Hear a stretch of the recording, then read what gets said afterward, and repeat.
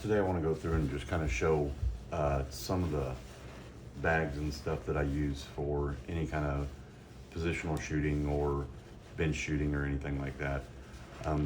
First bag that I've ever got was this little rear bag. This is given to me actually by one of the places that I've purchased some of the firearms that I have. Um, it's a good little bag that can fit underneath the buttstock, kind of squeeze for elevation.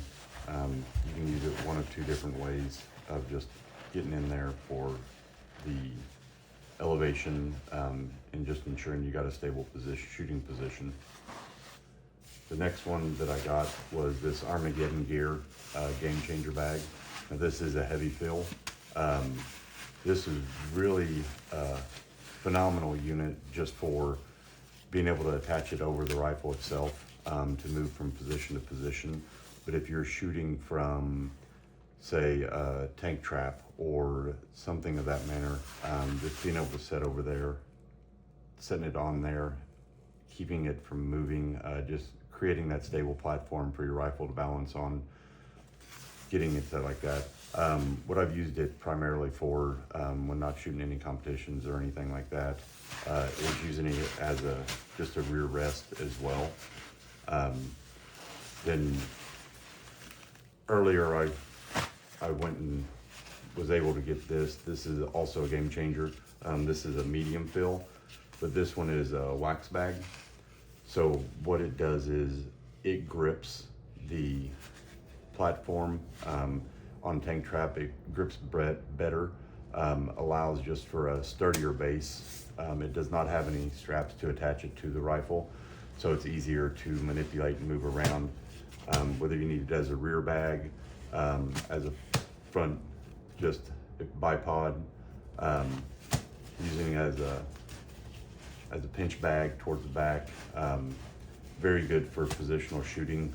This is what I use when the boys and I go out deer hunting or something to that extent. If we're setting up in a blind or anything like that, this is one of the bags that I'll use primarily for it. Which brings me to this. So this is a unique design. Actually, I was able to see it just on some of the people I follow around. This is a Ryan Cheney ELR airfoil bag. So this is more for any kind of like bench shooting where there's not anything moving around, no movement or anything like that. What's unique on it is it's adjustable. So actually able to get minor elevation changes just by a few squeezes, and then able to adjust down.